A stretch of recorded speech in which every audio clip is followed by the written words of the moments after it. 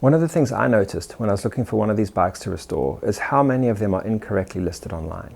It doesn't matter if you're looking on eBay, Facebook Marketplace, or even the BMX Museum. You often see Bashguard Sports listed under the incorrect model year. I think this is because so many people use the decals or even the paint color to try and identify the year of the bike.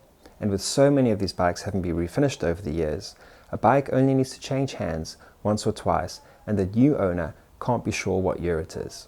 To help with this, I've pulled together some blueprints. So if you have a Bashguard Sport or are looking to buy a Bashguard Sport and aren't confident in identifying the model year, hopefully this helps.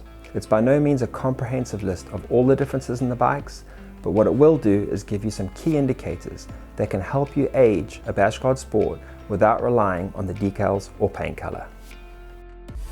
1990 was the first year of the Bashguard Sport, and there are three things to look out for in identifying one of these models.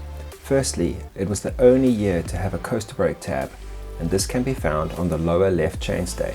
Secondly, the seat tube gusset was a flat plate similar to those found on the 89 and 90 Haro Masters. Finally, this model had a unique fork, but the easiest way to identify it is by looking for a peg boss halfway up the fork leg. 1991 was the first year where the Bashguard Sport was officially released. There is one unique feature to this model year that can help you identify it. That is the peg boss on the frame. You can find this where the chainstay meets the dropout, and no other year of Bashguard Sport has this feature. Other updates included the new wing seat tube gusset. This was made from an oversized piece of tubing and the profile resembled the shape of an aircraft wing. This feature carried through to future years. There was another update, and this was a unique fork with tapered legs and a peg boss low down near the dropout. The 92 model remained largely unchanged, however Haro made the decision to remove the peg boss from both the frame and the fork. In 1993, Haro increased the seat post size from 22.2 to 25.4, a change that would remain for future models. They also reinstated the peg boss on the lower fork leg. The 1994 fork had a tiny dropout which also included a cutout just below the fork leg. This dropout was incredibly weak. Mounting a peg would almost certainly result in bending or breaking.